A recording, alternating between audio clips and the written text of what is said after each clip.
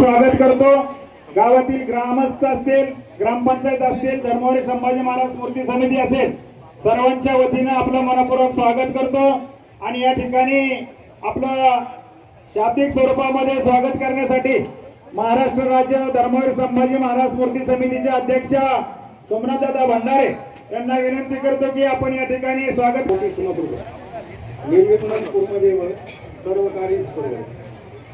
महाराष्ट्राचे आराध्य कुलदैवत आई तुळजाभवानी, महाराष्ट्राचे आराध्य छत्रपती शिवाजी महाराज, महाराष्ट्राचा स्वाभिमान धर्मवीर छत्रपती संभाजी महाराज यांच्या चरणाशी वंदन करून आज या ठिकाणी धर्मवीर छत्रपती संभाजी महाराजांचा 337वा बलिदान दिन या ठिकाणी आपण एका वेगळ्या वातावरणामध्ये साजरा करत आहोत। या ठिकाणी महाराष्ट्राच्या कानाकोपऱ्यातून असंख्य ज्योती संभाजी महाराजांच्या समाधीवरून महाराष्ट्राच्या कानाकोपऱ्यात जातात।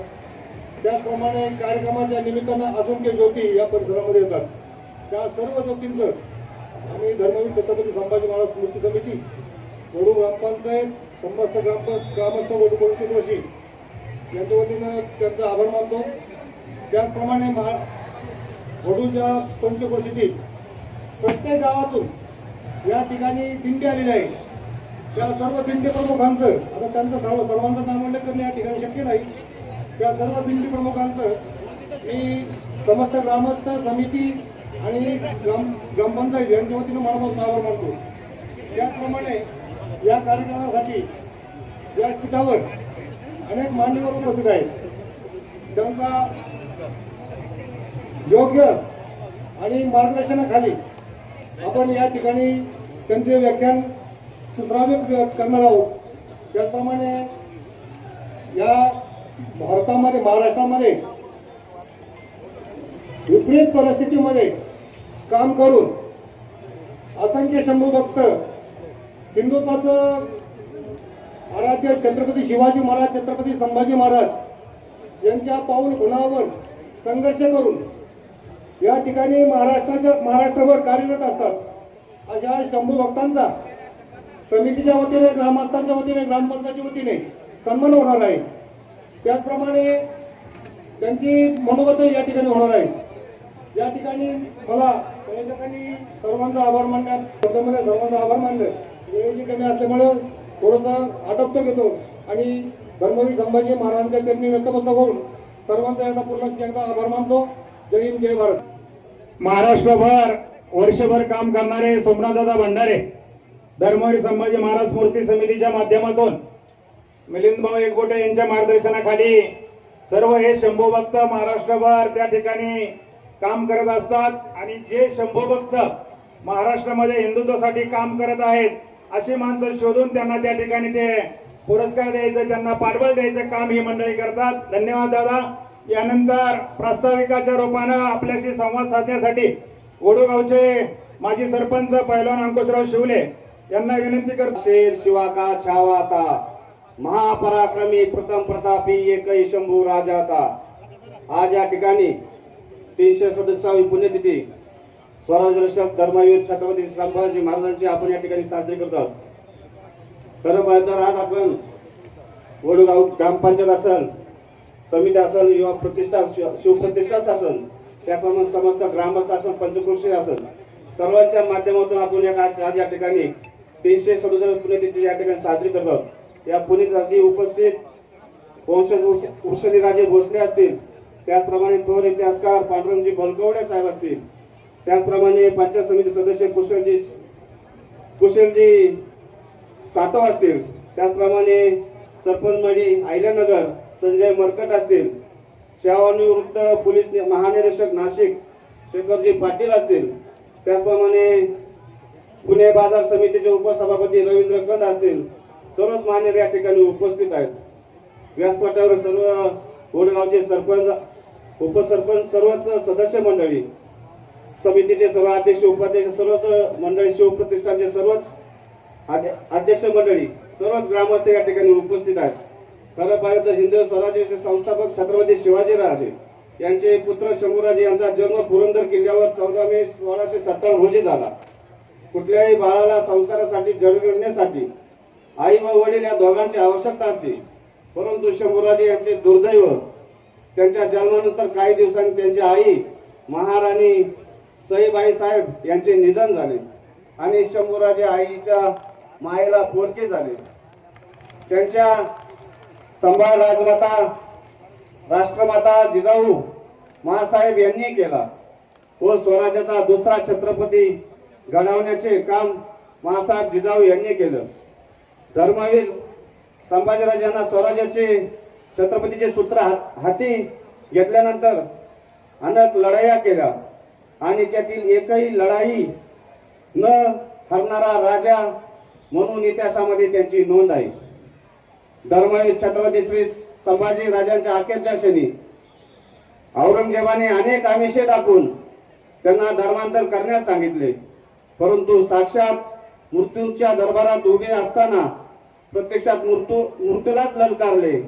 39 दिवस क्रूर औरंगजेबाचे अत्याचार सहन केले, पण धर्मासाठी कोणतीही तडजोड न करता मृत्यू पत्करला, पण शरण गेले नाही. असे मरण यातना सहन करणारा जगाच्या इतिहासातील एकमेव राजा म्हणजे शंभूराजे. आपल्या सदरील पुण्यतिथीसाठी कार्यक्रमासाठी ग्रामपंचायतील जिल्हा परिषद पुणे असेल, पिंपरी चिंचवड महानगरपालिका असेल, पीडीसीसी बँक असेल, बाजार समिती पुणे व इतर अनेक संस्था आर्थिक स्वरूपात मदत करत असतात, त्यांचे मी आभार मानतो. वर्षभर समाजस्थळी शिवप्रतिष्ठान हिंदुस्थानच्या माध्यमातून नित्यपूजा होत असते. पोलीस प्रशासन असेल, पुरातत्व खाते असेल, यांचे इथे या ठिकाणी लक्ष असतं. वडबुद्रुक येथील शंभू छत्रपतीचे जागतिक दर्जाचे स्मारक व्हावे यासाठी वडबुद्रुक ग्रामपंचायतने व ग्रामस्थांनी गेल्या अनेक वर्षापूर्वी शासन दरबारी पाठपुरावा केला. या कामासाठी माननीय मुख्यमंत्री देवेंद्र फडणवीस साहेब असतील, विद्यमान उपमुख्यमंत्री एकनाथजी शिंदे साहेब असेल व दिवंगत उपमुख्यमंत्री अजितदादा पवार साहेब यांनी याबाबत महत्वाची भूमिका बजावली आहे. महाराष्ट्र शासनाच्या वतीने आराखड्यासाठी भरीव अशी तरतूद केली आहे. जवळजवळ 532 कोटीचा आराखडा तयार केला आहे. कामही सुरू आहे, परंतु कामाची गती वाढवणे गरजेचे आहे अशी सर्वांचीच अपेक्षा आहे. तसेच नुकतेच चालू असलेले विधिमंडळ अधिवेशनामध्ये माननीय मुख्यमंत्री साहेबांनी 2027 पर्यंत काम पूर्ण करण्याची ग्वाही दिली आहे. त्यांचे शंभू भक्ताच्या वतीने मनापासून आभार. जागतिक दर्जाचे भव्य तसेच भावी पिढीला प्रेरणा देणारे शंभूराजेचे स्मारक या वडूच्या भूमीत निर्माण होत आहे. इतिहासामध्ये अजरामर झालेले शंभूराजे सर्वांच्या मनामनात आणि हृदयात कायम अधिराज्य गाजवत आहेत. चालू असलेल्या विकास आराखड्यासाठी आवश्यक असलेल्या केम हॉस्पिटलची जागा शासनाने उपलब्ध करून दिली आहे, परंतु याबाबत स्थलांतराची कोणतीही कार्यवाही झाली नसल्याने सदरील विकास आराखड्याचा पूर्णतः येण्यास अडचण निर्माण होत आहे. तरी सदरील जागा लवकरात लवकर उपलब्ध व्हावी.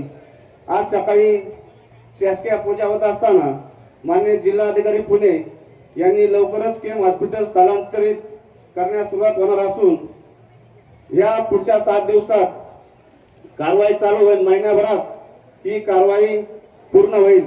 मी माननीय जिल्हाधिकारी साहेबांचं पण मनापासून आभार मानतो आणि जाता जाता एवढे सांगतो, पाहुणे शौर्य तुमचं मृत्यू नतमस्तक झाला. स्वराज्याच्या मातीसाठी माझा शंभूराजा अमर झाला, माझा शंभूराजा अमर झाला. जय जय शंभूराजे. अशा प्रकारची माहिती आपण या ठिकाणी आलेल्या सर्व शंभू भक्तांना दिली.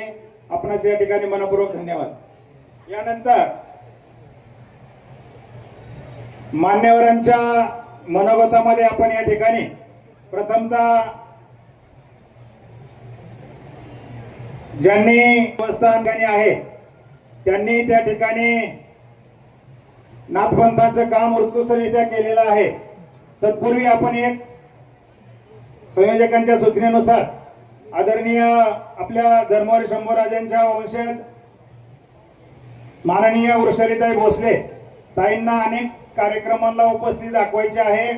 तुळापूर असेल किंवा इतर ऐतिहासिक ठिकाणी असेल, या ठिकाणी जायचं असल्यामुळं ते या व्यासपीठाची सभेची परवानगी घेऊन या ठिकाणी जाऊ इच्छित आहेत.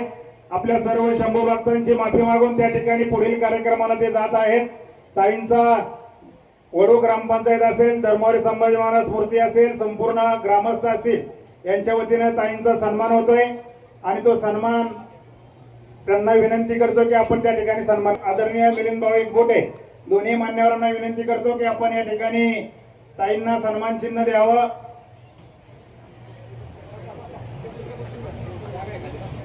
आदरणीय वृषालीताई भोसले असतील, त्याचप्रमाणे तुकोबरायांचे वंशज माणिक भाऊ मोरे असतील, या सर्वांनी या ठिकाणी शंभूराजे तुकोबराय असतील यांना ताकद देऊन यांचा प्रसार, त्याचप्रमाणे हिंदूंची गर्दी वडू तीर्थक्षेत्रामध्ये झाली पाहिजे यासाठी आपण सर्वजण प्रयत्न करणार आहोत. अशा प्रकारचे ग्वाही या ठिकाणी दोन्ही मान्यवरांनी दिलेली आहे.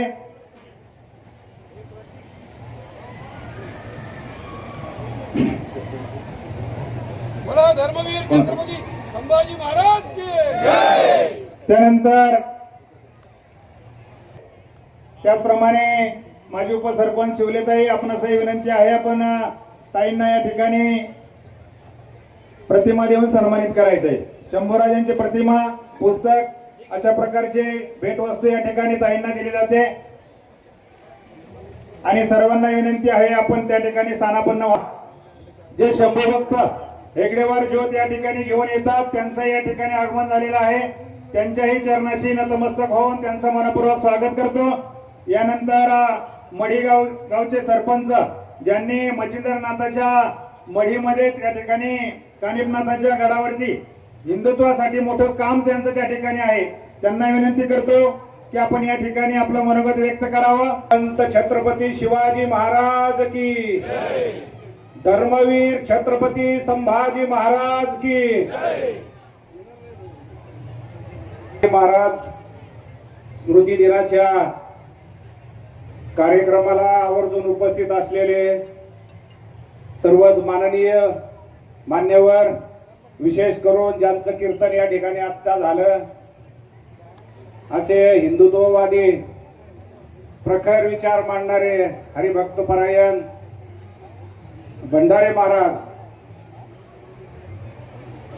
तसेच या कार्यक्रमाचे प्रमुख ज्यांनी मला या ठिकाणी सत्कारासाठी बोलवलं असे आमचे सर्वांचे मार्गदर्शक मिलिंद भाऊ एकबोटे, वक्फ बोर्डावर ज्यांचा प्रचंड अभ्यास आहे आणि आत्ताच पाथर्डी या ठिकाणी त्यांचं पाठीमाग प्रवचन झालं, त्यांनी आम्हाला वक्फ बोर्डाविरुद्ध जे मार्गदर्शन केलं असे सुरेशजी मेंदळे साहेब, बऱ्याच जणांचे मला नाव माहीत नाहीत पण बाजीराजांचे वंशज कृष्णाजी वृषाली राजे भोसले ज्यांचं नाव आतापर्यंत मी बघता ऐकून होतो, असे कधी भेटायचा योग आला नाही असे संशोधकार इतिहासकार पांडुरंग बलकवडेजी, पंचायत समितीचे सदस्य कुशलजी सातव, शेखर पाटील साहेब, रवींद्र कंद उपसभापती बाजार समिती, उपस्थित सर्वच हिंदू बांधवांनो आणि भगिनींनो, खर तर संभाजी महाराजांचा स्मृती दिन आणि चैतन्य कानिपनाथ महाराजांचा संजीवनी समाधी सोहळा ह्याच्यात बरंच साम्य आहे. चैतन्य कानिपनाथ महाराजांनी फाल्गुन वद्य रंगपंचमी शके 1010 साली संजीवनी समाधी घेतली आणि संपूर्ण गावावर शोककळा पसरली. त्यानंतर अनेक वर्षे गेली, छत्रपती शिवाजी राजे यांचं राज्य आलं. त्यानंतर काही काल गेला, या आपल्या संभाजीराजांच्या धर्मपत्नी पत्नी मासाहेब येशूबाई आणि त्यांचे पुत्र शाहूजी महाराज यांना लायण्याने कैदेमध्ये टाकलं आणि त्यावेळेस आमच्या मासाहेब येशूबाईंनी कानिपनाथांना एक नवस केला की आमची सुटका होऊ द्या, मढी या ठिकाणी किल्ले टाईप तुमचं मंदिर बांधलं जाईल. आणि लगेच काही दिवसात शाहू महाराजांची सुटका झाली आणि नवस्फूर्ती म्हणून महाराणी मासाहेब येशूबाईंना कानिफनाथांचं मंदिर बांधण्याचं जबाबदारी चिमाजी सावंत आणि पिलाजी गायकवाड या दोन सरदारांना दिली. आणि आपण जर पाहिलं असेल तर आता जरी आपण सर्व इथं वडू बुद्रुक असेल, मरकळ असेल, या भागातले सर्व मंडळी या ठिकाणी माझ्या परिचित आहेत. ते मडीला येतात, किल्ले आहेत त्या ठिकाणी, मंदिर आजही त्या ठिकाणी उभा आहे. आणि असं असताना छत्रपतींचं मात्र मासाहेब असतील, शाहू महाराज असतील, संभाजीराजे असतील, ज्यांनी एवढं मोठं मंदिर 3 बारव त्या ठिकाणी ऐतिहासिक बांधल्या. महाराज त्यापैकी 2 बारव आजही लांड्यांच्या ताब्यात आहेत. वक्फ बोर्डाचा मोठा विषय आहे. मी सुरवेत जिल्ह्यात मागच्या वेळेसही बोलणं झालं, जवळजवळ मडीमध्ये 54 एकर आज त्या लांड्यांच्या ताब्यात आहे. जागा कानिफनाथ देवस्थानची आहे, राज्य मात्र लांडे त्या ठिकाणी करतात. म्हणजे अजूनही काही ठिकाणी स्वातंत्र्य आहे का नाही असं मला वाटतं. पण त्या ठिकाणी ज्यांनी मंदिर बांधलं त्यांचं काहीतरी असावं. माझ्याही 5 वर्ष मला ते लक्षात आलं नाही. पण ज्यावेळेस मिलिंद भाऊंचा फोन आला आणि तुम्हाला या ठिकाणी सन्मानित करण्यात आहोत, मी काही धर्माचं काम काहीच करत नाही, ती माझी जबाबदारी आहे, ती मी केलंच पाहिजे. आणि त्यांचा ज्यावेळेस फोन आला का तुमचा त्या ठिकाणी सन्मान होणार आहे, आणि महाराज मला थोडं विचार केल्यानंतर लक्षात आलं की संभाजी महाराजांचा बलिदान मासही याच 40 दिवस चालतो. आम्ही कानिफनाथांनी संजीवनी समाधी घेतली. आम्ही 30 दिवस मरकड कुटुंबीय कुठलाही आनंदोत्सव साजरा करत नाही, पूर्ण गाव साजरा करत नाही. क्वाटवर बसणे नाही, लग्न कार्य नाही, तेलकट पदार्थ, गोडधोड पदार्थ खाणे नाही, तयार करणे नाही, लग्न कार्य नाही, कुठलेही पदार्थ म्हणजे सुखवस्तू कुठल्याही मडी गावामध्ये त्या ठिकाणी 1 महिनाभर ते पूर्ण जसं सुतक असतं त्याप्रमाणे पाळलं जातं. आणि मग जर का असं असताना ह्या दोन्हीचा कुठेतरी संगम होतोय असं लक्षात आलं. मिलिंद भाऊ, मी या ठिकाणी एक जाहीर करणार आहे की ज्या माझ्या मातेने येशूबाईंनी आणि शाहू महाराजांनी त्या ठिकाणी मंदिर त्या ठिकाणी कानिफनाथाचं बांधलं, त्यांच्या आश्वारूढ पुतळ्याचं काम आम्ही उद्यापासूनच हाती घेत आहोत. त्याची शपथ आज या ठिकाणी आम्ही घेतो. आणि फार मोठं संभाजीराजांचं शिल्प आणि येशूबाईंचा, मासाहेब येशूबाईंचा त्या ठिकाणी पुतळा, आणि ज्या 2 सरदारांनी त्या ठिकाणी बांधकाम केलं त्यांचे शिल्प, त्यांचेही पुतळे आम्ही त्या ठिकाणी बसवत आहोत. असं कार्य आम्ही त्या ठिकाणी घेतलेलं आहे आधी. आणि म्हणून या माध्यमातून आपल्याला थोडीफार विनंती करेल, वेळ आहे ना, 2 मिनिटं फक्त. आपल्या ज्यावेळेस यात्रा असतील, उत्सव असतील, जे आपले रीतिरिवाज पाळत नसतील, जे आपल्या आया बहिणीवर पळून नेत असतील, आया बहिणींना पळून नेत असतील, आपल्या आया बहिणीवर अत्याचार करीत असतील, अशा लांड्यांचे दुकानं आपल्या यात्रेला ना आपल्या हिंदू समारंभाला कधीच लावू देऊ नका. एवढीच हात जोडून तुम्हाला विनंती करतो. कारण आहेत पण तरी त्यांनी मला, खरं तर आज कानिफनाथांचे कावडीचं गंगेचं स्नान आज त्या ठिकाणी आहे, मलाही त्या ठिकाणी परत जायचंय. तरी मी या ठिकाणी आलो नतमस्तक होण्यासाठी, कारण एक शपथ आम्हाला राजांची या ठिकाणी घेतलेली आहे, घेणार आहोत. आणि त्या ठिकाणी सुसज्ज असं उभे पुतळा असा आमच्या येशूमाईंचा आणि संभाजीराजांचा आम्ही त्या ठिकाणी बसवणार आहोत, असा संकल्प या ठिकाणी सोडतो. मला आपल्या समितीनं या ठिकाणी बोलवलं, मला या ठिकाणी पुरस्कार जाहीर केला. मी आपल्या समितीचे खरंच मनापासून ऋणी राहील. धन्यवाद. महाराष्ट्र, जय श्रीराम, जय गोमाता. सरपंच मडी अहिल्यानगर आपण यांनी आपल्या मनोगतामध्ये व्यक्त करत असताना सहज बोलून गेले की एवढे लवकर पुरस्कार द्यायला नको होता, परंतु माणसाला जी ताकद मिळते ना, ही कोणीतरी आपल्याला शबासकी दिल्याशिवाय ती ताकद मिळत नाही, आणि मग तो माणूस लढल्याशिवाय राहत नाही. हिंदुत्व जाग करण्यासाठी अशी काही समाजामध्ये वक्ते आपल्याला गरजेचे आहेत. परवा एक अंतवडीकर महाराज भेटले, ते सुद्धा एक इतका मोठा धारकरी आहेत.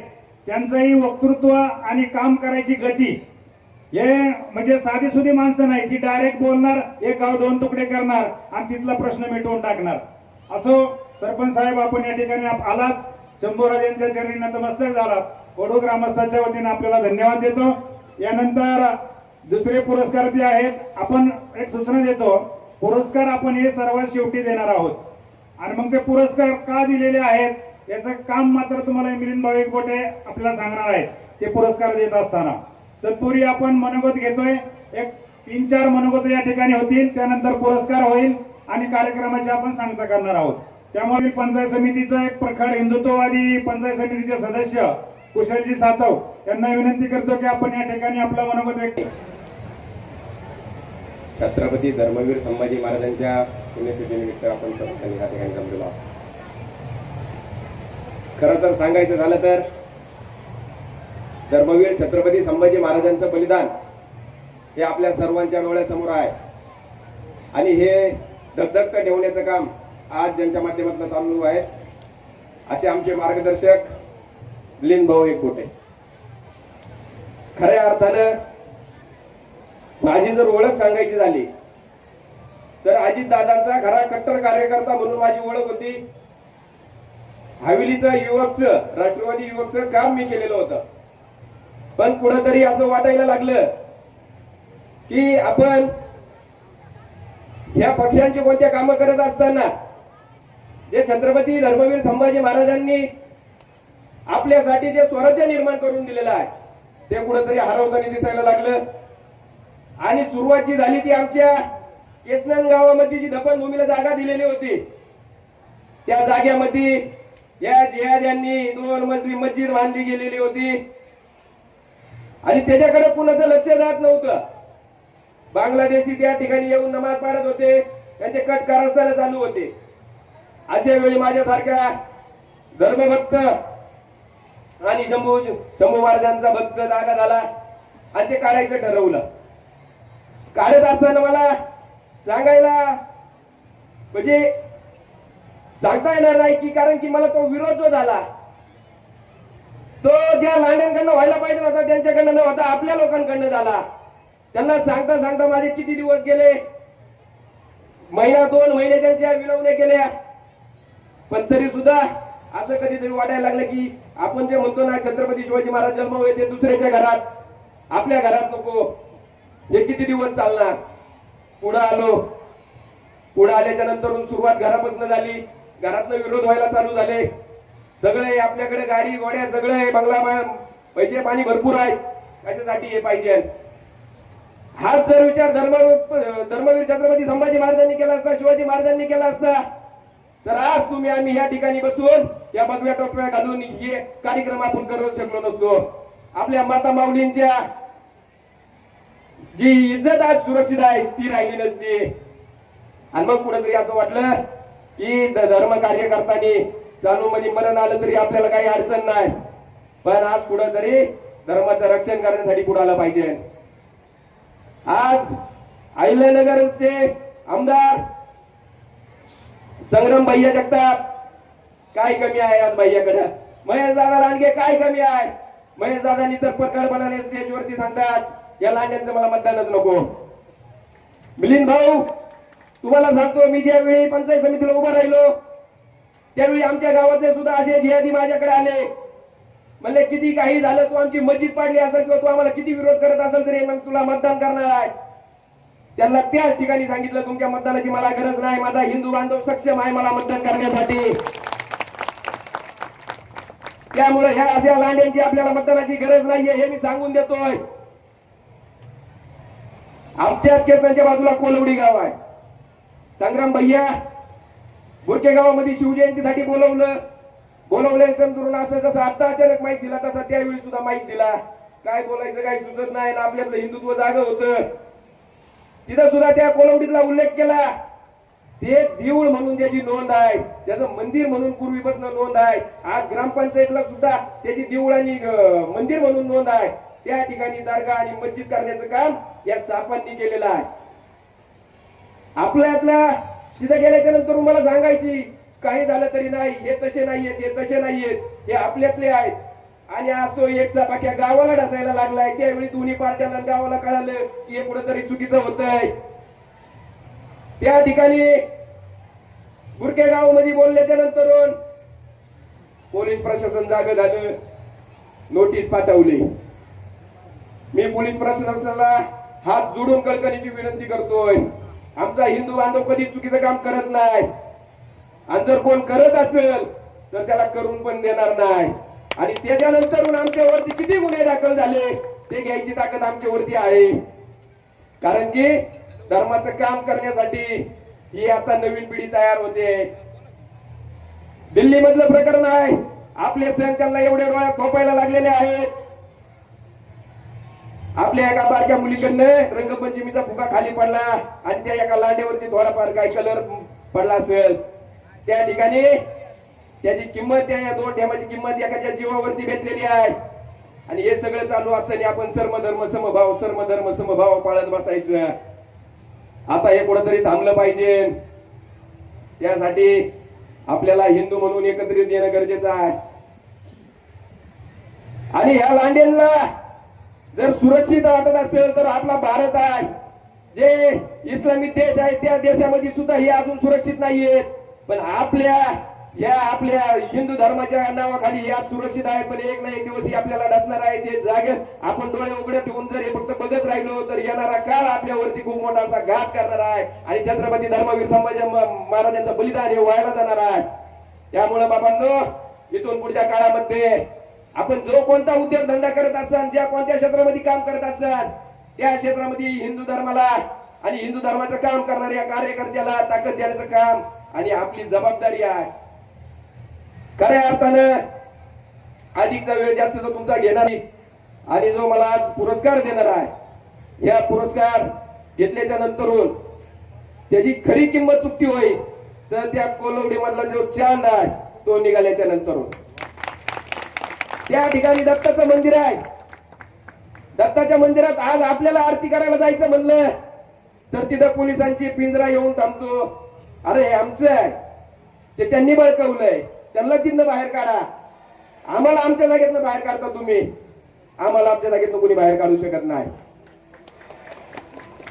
त्यांनी जागा बळकावली असतील ती काढायची जबाबदारी आमची आहे. कारण की वरती भारत देशामध्ये सुद्धा हिंदुत्ववादी सरकार आहे. आपल्या महाराष्ट्रामध्ये सुद्धा देवा भाऊंच्या नावाखाली आज हिंदुत्ववादी सरकार चालतंय आणि आज आपल्याकडे सगळीकडे भगवमय वातावरण झालेलं आहे.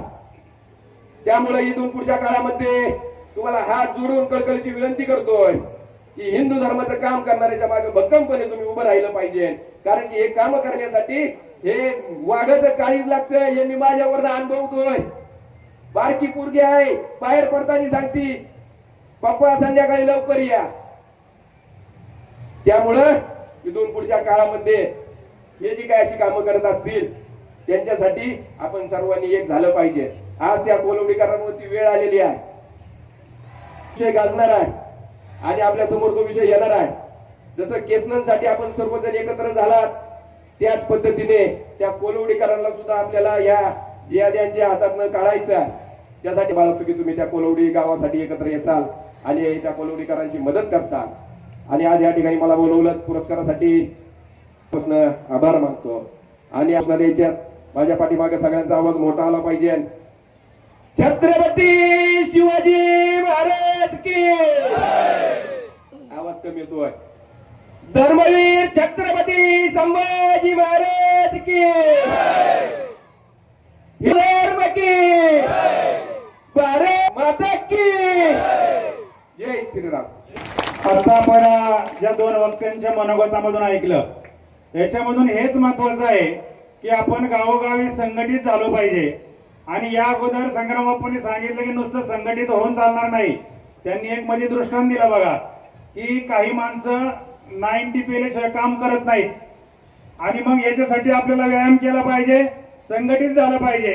5-5 किलोमीटर आपल्याला पळता आलं पाहिजे. आणि नाहीतर त्या पेडगावच्या सैन्यासारखं व्हायला नको. ते पेडगावचे शहाणे 3 वेळा सैन्याच्या मागे लागले आणि नाही म्हणले आता आपण सगळंच त्यांच्या मागे जाऊ आणि सगळंच तिकडे गेल्यानंतर मागे सगळा साफ झाला. म्हणजे ह्यासाठी आपण काळाची गरज आहे. हिंदुत्ववादी संघटनांनी एकत्र आलं पाहिजे. प्रत्येक ठिकाणी प्रत्येक हिंदूंनी आपापल्या परीने काम केलं पाहिजे. मागील काळामधला एक प्रसंग सांगतो तुम्हाला. या ठिकाणी गेली 337 वर्ष आपण या ठिकाणी काम करतो पहा. म्हणजे धर्मवीर संभाजी महाराज मूर्ती असेल, आपली ग्रामपंचायत असेल, 5-5 रुपयांनी आपण रक्कम गोळा केली आणि हे स्मारक मोठं करायसाठी प्रयत्न केला. परंतु गेले 2 वर्षापूर्वी माननीय आता बघा का कुणास ठाऊक अजितदादांचं मरण हे पुढं होतं 2 वर्ष, पण अजितदादांनी विधानसभेमध्ये हा मुद्दा गाजवला आणि ही दोन्ही स्मारक वडू आणि तुरापूर ही मोठी झाली पाहिजे, यासाठी निधी दिला पाहिजे. यासाठी भरभक्कम निधी दिल्याशिवाय ही स्मारक मोठी होणार नाहीत आणि ही सर्व शंभू भक्तांची इच्छा आहे. मग दादा गेले, परंतु चांगल्या प्रकारचा निधी या ठिकाणी टाकून गेले. या निमित्तानं दादांना मी भावपूर्ण श्रद्धांजली वाहतो. यानंतर पुढील मान्यवर आहेत. या ठिकाणी मनोगतामध्ये इतिहास संशोधक सर्वेशजी मेंदळे साहेब यांना विनंती. इतिहास संशोधक हे या ठिकाणी आपल्याला छत्रपती श्री शिवाजी महाराज यांच्या समोर नतमस्तक होतो. धर्मवीर छत्रपती श्री संभाजी महाराज यांना मानवंदना अर्पित करतो. भारतीय राज्यघटनेचे शिल्पकार डॉक्टर बाबासाहेब आंबेडकर यांना पण मानवंदना अर्पित करतो. मंचावर उपस्थित सर्व मान्यवर आपल्या समोर नतमस्तक होतो.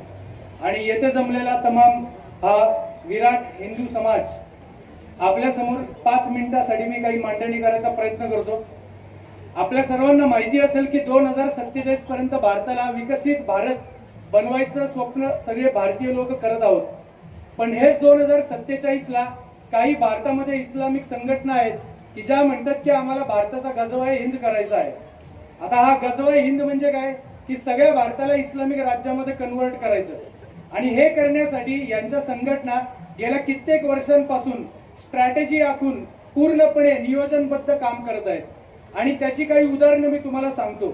आपल्या छत्रपती शिवरायांनी समोरच्या शत्रूला हरवायचं कसं याच्यासाठी एक युद्ध नीती दिली होती, गनिमी कावा. आपला हिंदू समाज हा गनिमी कावा याला करायला विसरला. पण या मुस्लिम समुदायाने आणि यांच्या जिहादी मानसिकतेच्या वृत्तीच्या संघटनांनी गनिमी कावा करून हिंदू लोकांसमोर किती मोठी संकट उभी केली आहेत त्याची काही मी उदाहरणं सांगतो. कार्यक्रमाच्या संयोजकांनी गुरुवर्य मिलिंद भाऊंनी मला लँड जिहाद हा विषय मांडण्यासाठी दिला होता. आपण ऐकलं असेल की वक्फ कायदा 1995 साली बनवण्यात आला आणि त्या वक्फ कायद्याच्या अंतर्गत आज आपलं संकट घराच्या समोर आलेलं आहे. आज आपल्या आता सरपंच साहेबांनी सांगितलं की कानिफनाथ मंदिराची जी जागा आहे 100 एकरपेक्षा जास्त जागा ती वक्फ बोर्डाने स्वतःच्या ताब्यात घेतली आहे. आता आपल्याला प्रश्न पडेल की ही अशी सहजासहजी जागा कोणाची पण बळकवायची ताकद यांच्याकडे आली कुठून? 1995 साली केंद्र सरकारच्या संसदेमधून एक कायदा बनवण्यात आला. त्या कायद्याच्या कलम क्रमांक 3 मध्ये असं लिहिण्यात आलं की समजा मी आता इथं सामुदायिक पद्धतीने जर नमाज पठण केलं किंवा इस्लामिक धर्मकार्य केलं तर ही सगळीच्या सगळी जमीन आता वक्फ बोर्ड स्वतःच्या आधिपत्याखाली घेऊ शकतं. कलम क्रमांक 3 नंतर गुगलवरती जाऊन तुम्ही सर्च करू शकता. आता तुम्हाला प्रश्न पडेल की अशी जर कोणी पण जमीन स्वतःच्या नावावरती जर करून घेतलं तर भारतात न्याय व्यवस्था आहे की नाही? तर विचार करा, या लोकांनी असा कायदा बनवून घेतला की त्या कायद्यामध्ये लिहिलंय की तुम्ही कोर्टामध्ये याच्या विरोधात जाऊ शकत नाही, तुम्हाला याच्या विरोधामध्ये वक्फ ट्रिब्युनल मध्ये जावं लागतं. आता या वक्फ ट्रिब्युनल मध्ये बसलेला जो न्यायाधीश आहे हा कोण आहे माहितीये? हा सामान्य न्यायाधीश नाही तर हा इस्लामिक धर्मामध्ये एक्सपर्ट असणारा माणूस हाच फक्त तिथं न्यायाधीश होऊ शकतो. म्हणजे जमीन यांनी आमच्या बळकावल्या, यांच्या विरोधामध्ये आम्ही जर न्याय मागायला गेलो तर यांच्याच धर्मामध्ये एक्सपर्ट असणारे लोक न्याय निवाडा करणार. अशा जमीन बळकावत अख्ख्या भारतामध्ये 40 लाख एकर जमीन या लोकांनी आतापर्यंत ग्रहण केलेली आहे. ही साधारण जमीन किती होते तर महाराष्ट्रातले 5 जिल्हे याच्यामध्ये बसतील एवढी संपत्ती ती जमीन त्याच्यामध्ये येते. याच्यामध्ये केंद्र सरकारच्या जमिनी असू दे, राज्य सरकारच्या असू दे, ग्रामस्थांच्या जमिनी असू दे, ग्रामीण भागामध्ये जे गायरान नसतं, माळरान नसतं. आता मी सांगलीला गेलो होतो, तिथं तर एका गावात 2800 एकर जमीन एका गावाची घेतलेली आहे. छत्रपती शिवरायांचा धारूर मधला जो किल्ला आहे तो सुद्धा या लोकांनी वक्फ बोर्डाच्या ताब्यामध्ये घेतलेला आहे. मंदिरांची लिस्ट जर काढायला गेलं तर हजारो मंदिरं त्या लिस्ट मध्ये येतील. हा आहे लँड जिहाद. आणि हा लँड जिहाद त्या लोकांनी कायदेशीर पद्धतीने केला. त्यावेळेला 1991 साली किंवा 1990 साली अख्ख्या भारतामध्ये राम जन्मभूमी आंदोलन शीर्षवरती होतं. सगळ्यांना माहितीच होतं की राम जन्मभूमी आता मंदिर बनणारच आहे, बाबरी मस्जिद पडणारच आहे. 6 डिसेंबर 1992 साली बाबरी मस्जिद पाडली, बाबरी ढाचा पाडला आणि त्याच्या जागी एक घोषणा त्या काळी फार फेमस होती. काय घोषणा होती ती? राम मंदिर तो अभी झांसी है, काशी मथुरा अभी बाकी आहे. आपल्याला पाहिजे होतं की राम मंदिर तर झालेलंच आहे पण आता आपण बाकीचे पण मंदिरं बनवून घेऊ. पण या लोकांचा गनिमी कावा कसा आहे बघा. 1992 साली आपण मस्जिद पाडली, कार सेवा केली. 1991 साली यांनी प्लेसेस ऑफ वर्शिप ऍक्ट कायदा बनवला केंद्र सरकारच्या संसदेमधून. या कायद्याच्या कलम क्रमांक 3 मध्ये काय लिहिलं? याच्यामध्ये लिहिलं की 15 ऑगस्ट 1947 आधी जर कोणतं मंदिर पाडून मस्जिद जर बांधली असेल तर त्या ठिकाणी परत मंदिर बनवू शकत नाही. ते तसंच राहणार. म्हणजे ना काशी बनणार, ना मथुरा बनणार, ना आपल्या कोणत्या ग्रामदेवतेचं मंदिर पाडून जर मस्जिद बांधली असेल 1947 आधी कोणतंच स्ट्रक्चर बनवू शकत नाही. आणि कलम क्रमांक 4 मध्ये एक अपवाद फक्त ठेवला, ज्याचं नाव होतं राम जन्मभूमी. याला म्हणतात गनिमी कावा. छत्रपती शिवरायांनी आपल्याला शिकवला गनिमी कावा, पण आपण आपल्या मस्तवालपणामध्ये आणि स्वतःचा सातबारा वाढवण्यामध्ये इतके जास्त बिझी झालो की आपण आपला धर्म विसरलो. आपण फक्त जातीपातीच्या राजकारणात अडकलो. हे असे कायदे आपल्याच हिंदू राजकारणी लोकांनी, जे संसदेमध्ये 90% पेक्षा जास्त हिंदू लोक आहेत, या लोकांनी हे कायदे बनवले. आता गेल्या महिन्यामध्ये आपण बघितलं असेल की अल्पसंख्याक मंत्रालयाला 3,500 करोड रुपये केंद्र सरकारने दिले. का द्यावे लागतात? नॅशनल कमिशन ऍक्ट 1995 हा सुद्धा त्याच काळामध्ये बनवण्यात आला. हे सगळे काळे कायदे, हिंदू विरोधी कायदे, हे आजच्या काळातले औरंगजेब आहेत. आणि हे जर आपण ओळखू शकलो नाही, आपण फक्त शंभूराजांच्या, छत्रपती शिवरायांच्या आपण स्टोरीज ऐकतो आणि फक्त आपल्याला मोटिवेशन मिळतं. अरे बाबा, पण ते मोटिवेशन मिळाल्यानंतर आजच्या काळातली संकट, आजच्या काळातला औरंग्या, आजच्या काळातला अफजल्या, त्याचा कोताळा जर बाहेर काढायचा असेल तर तुम्हाला कायदेशीर पद्धतीने काम करावं लागणार आहे. हे आपण विसरता कामा नये. आज मडी ग्रामस्थ त्या लोकांनी एक कायदेशीर पद्धतीने पुढाकार घेऊन ग्रामसभेच्या माध्यमातून त्या सर्व समुदायाला सांगितले की जर तुम्हाला आमच्या मंदिरांमध्ये येऊन त्या सगळ्या गोष्टी विकता येतात, मंदिरात दर्शन घ्यायला चालत नाही, याचा विरोध म्हणून त्यांनी सर्व लोकांना तिथं बंद केलं. हा एक लीगल पद्धतीने घेतलेला पुढाकार आहे. एक अहिल्यानगर मधलं फक्त उदाहरण सांगतो आणि मग थांबतो. गेल्या महिन्यामध्ये फेब्रुवारी महिन्यामध्ये तिकडे एक अनधिकृत मस्जिद पाडण्यात आली. नोव्हेंबर महिन्यामध्ये आपले दमदार आमदार संग्राम भैया जगताप यांनी त्याच्यासाठी पाठपुरावा केला आणि ती अनधिकृत मस्जिद आता फेब्रुवारी महिन्यात पाडली. मुस्लिम समुदायाकडनं एक गोष्ट आपण शिकली पाहिजे. त्या अनधिकृत जागेवरती मस्जिद बांधली, ती मस्जिद सरकारने पाडली. दुसऱ्या महिन्यामध्ये अशा पद्धतीचा मंडप तिथं बांधला आणि परत त्यांनी नमाज पडायला चालू केला. ही आहे त्यांच्या धर्माबद्दलची चिकाटी.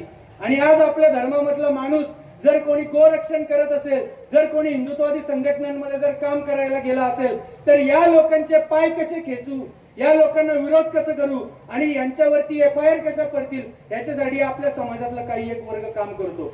माझा मेसेज आहे त्या लोकांना, जर हे लोकांनी जर काम केलं नाही ना, तर यांची पोरं बाळ तर टोप्या घालून 2 जनरेशन नंतर जाणारच आहेत. त्याच्यामध्ये तुमची पण पोरं असणार आहेत. खतना आहे ना, तुमच्या पण पोरांचे होणार आहे. हे तुम्हाला लक्षात ठेवणं गरजेचं आहे.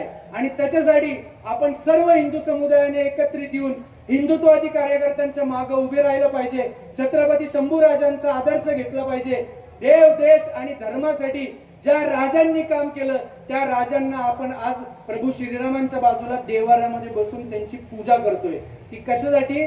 त्यांनी स्वतःचं नुसतं स्वराज्य, प्रायव्हेट स्वराज्य नव्हतं चालवलं, त्यांनी हिंदवी स्वराज्य चालवलं होतं आणि त्याच्यासाठी बलिदान दिलं. हे आपण विसरलं नाही पाहिजे. एवढं बोलून मी माझ्या वाणीला विराम देतो. जय हिंद. सर्वांची मेंदळे साहेब, जेव्हा एखादा संशोधक किंवा इतिहासकार जेव्हा आपलं मनोगत किंवा आपले विचार समाजापुढे मांडतो, ते कुठल्याही पुराव्यानिशी त्या ठिकाणी मांडतात. म्हणजे ही अभ्यासू लोक ही सुद्धा आपल्या समाजाला गरजेचे आहेत आणि त्या पद्धतीनं मार्गदर्शन त्यांचं आपल्याला घेणं गरजेचं आहे. आपण या ठिकाणी आलात, धर्मवीर संभाजी महाराजांच्या समाधीवरती नतमस्तक झालात. आपणास ग्रामस्थांच्या वतीनं मनपूर्वक धन्यवाद. यानंतर मी या ठिकाणी निमंत्रित करतोय ज्येष्ठ इतिहास संशोधक सन्माननीय पांडुरंगजी बलकवडे साहेबांना विनंती करतो. तुळजा भवानी, छत्रपती शिवराय आणि धर्मवीर संभाजी महाराजांना प्रथम नतमस्तक. आज मृत्युंजय अमावस्या. धर्मवीर छत्रपती शंभूराजांनी शिवरायांच्या हिंदवी स्वराज्याचं रक्षण करण्यासाठी, हिंदू धर्माचं रक्षण करण्यासाठी, भारतीय संस्कृतीचं रक्षण करण्यासाठी जे बलिदान दिलं त्याचं स्मरण करण्यासाठी आपण इथं जमत असतो. हे धर्म व्यासपीठ आहे. त्यावरील सर्व मान्यवर त्यांना आणि सर्व आपल्या शंभू भक्तांना मी प्रथम नतमस्तक होतो. आपल्याला कल्पना आहे शिवरायांनी शेकडो वर्षाच्या दास्यामध्ये असलेला आपला हिंदुस्थान, आपली संस्कृती आणि आपला धर्म आणि हिंदू समाज यांना मुक्त करून हे हिंदवी स्वराज्य निर्माण केले. शिवरायांच्या पश्चात ज्या वेळेस दिल्लीपती मुघल बादशाह औरंगजेब अनेक लाखांचं सैन्य घेऊन या छोट्याशा स्वराज्यावर चालून आला, त्यावेळेस त्या स्वराज्याचं रक्षण करण्याचं कार्य संभाजी महाराजांनी केलेलं. एकाच वेळेस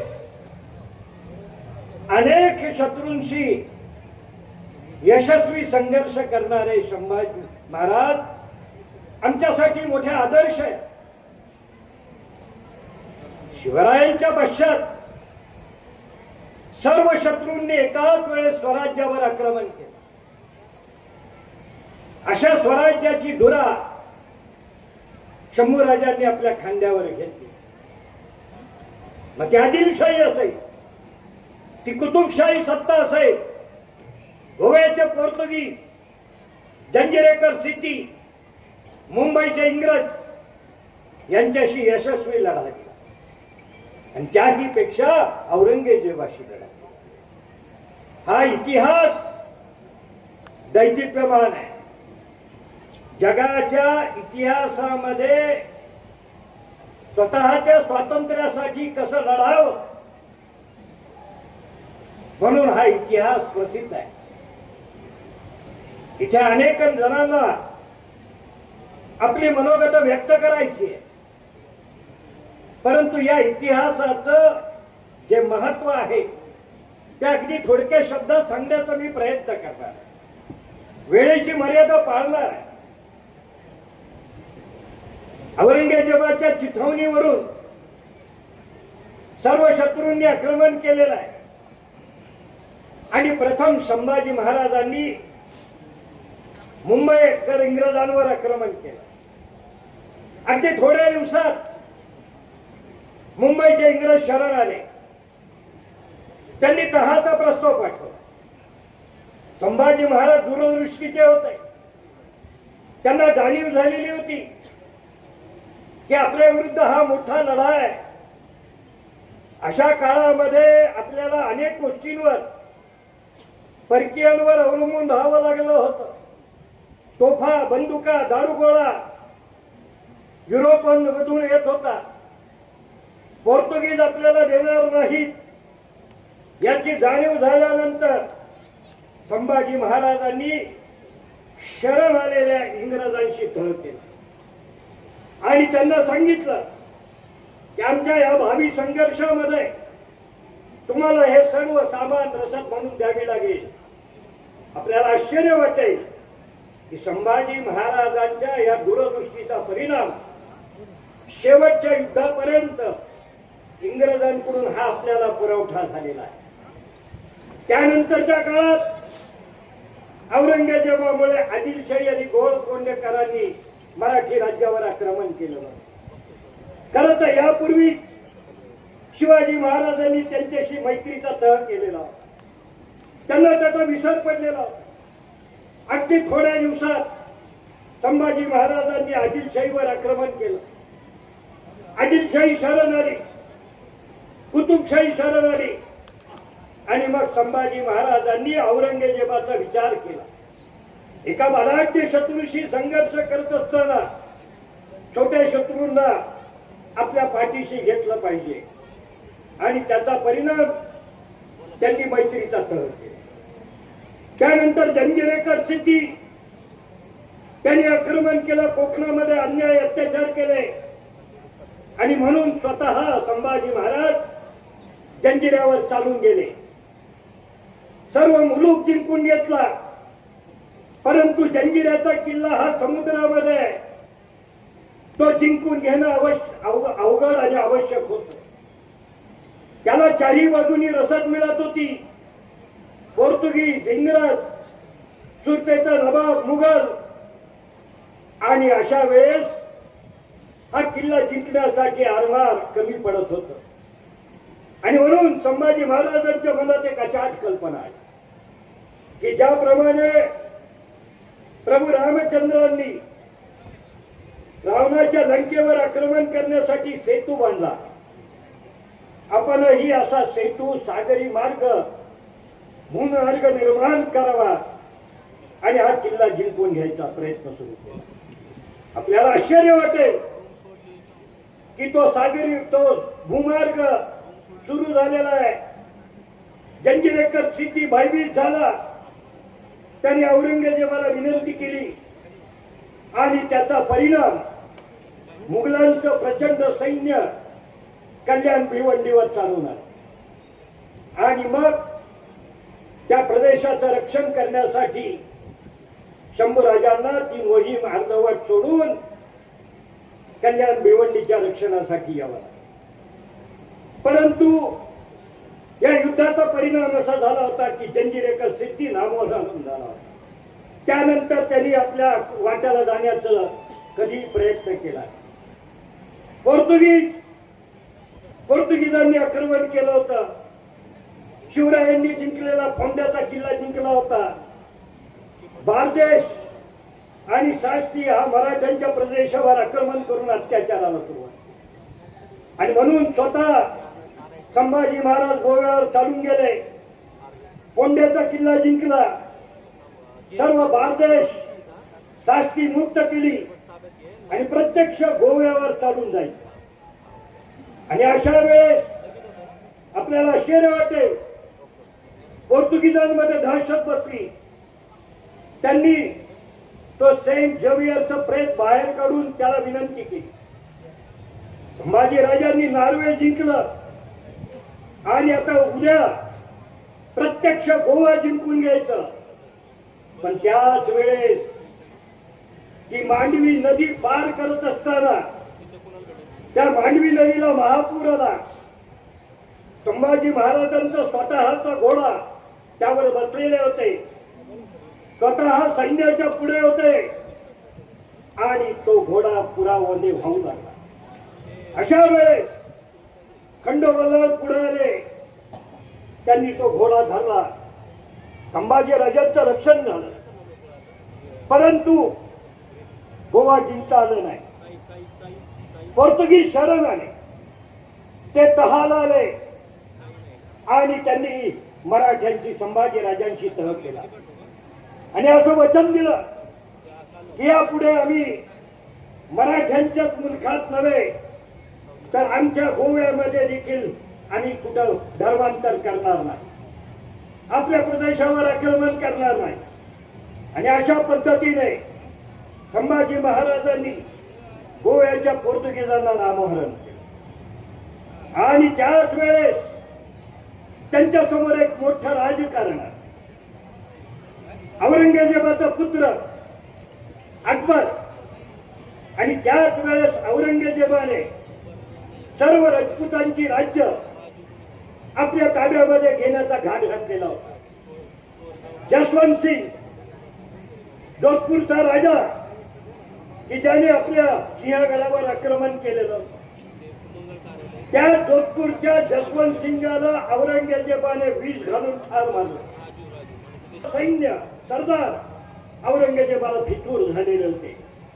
आणि अशाही परिस्थितीमध्ये 15,000 मराठ्यांचं सैन्य कवी कलशांच्या नेतृत्वाखाली विजापूरचं रक्षण करण्याचा प्रयत्न करतो. तसंच गोलकोंड्याच्या कुतुबशाहीवर औरंगजेबाने आक्रमण केलं. फक्त 6 महिन्यामध्ये गोलकोंड्याचं राज्य जिंकून घेतलं. त्याही वेळेस दिलेल्या वचनाप्रमाणे 5,000 मराठे कुतुबशाहीचं रक्षण करत होते. शेवटी कुतुबशाही समाप्त झाली, आदिलशाही समाप्त झाली. भारतातलं सगळ्यात मोठं साम्राज्य औरंगजेबाचं होतं. आपण ज्याला सम्राट अकबर म्हणतो, त्या अकबराच्या 1.5 पट राज्य औरंगजेबाने निर्माण केलेलं होतं. आणि अशाच औरंगजेबाशी संभाजीराजांचा संघर्ष चालू होता. 9 वर्ष संघर्ष झाला, परंतु त्या संघर्षामध्ये औरंगजेबाला यश मिळत नव्हतं. शेवटी औरंगजेब निराश झालेला होता आणि त्यातून त्याची कपटनीती सुरू झाली. आणि औरंगजेबाने आमच्या धर्म बांधवांना विटून करण्याचा उद्योग सुरू केला. आणि त्यातूनच दुर्दैवाने संभाजीराजांवर एक हल्ला झाला. आणि त्या हल्ल्यामध्ये हा कपटनीतीने झालेला होता. मुकर्रब खान याने अचानक मोठं सैन्य घेऊन अगदी 100-500 सैन्यानिशी कोकणामध्ये असलेल्या संभाजीराजांवर अचानक संगमेश्वरी हल्ला केला. संभाजीराजांनी संघर्ष केला. जखमी अवस्थेमध्ये संभाजीराजांना कैद केलं गेलं. तिथून त्यावेळेस अकलूजला औरंगजेबाचा मुक्काम होता. संभाजीराजांच्या या कैदेची बातमी त्याला समजली. ताबडतोब तो अकलूजवरून पांडे पेडगावला आला. तिथं औरंगजेबाच्या समोर संभाजीराजांना उभं केलं. औरंगजेबाने संभाजीराजांना सांगितलं की तुला जर तुझं जीवन हवं असेल तर मी जे काही सांगेल ते तुला मान्य करावं लागेल. त्यांनी सांगितली पहिली अट की तुझ्या माझ्या मुघल राज्यातले अनेक सरदार तुला मिळालेले आहेत. तुझ्यासाठी ते गुप्तपणे काम करतायत.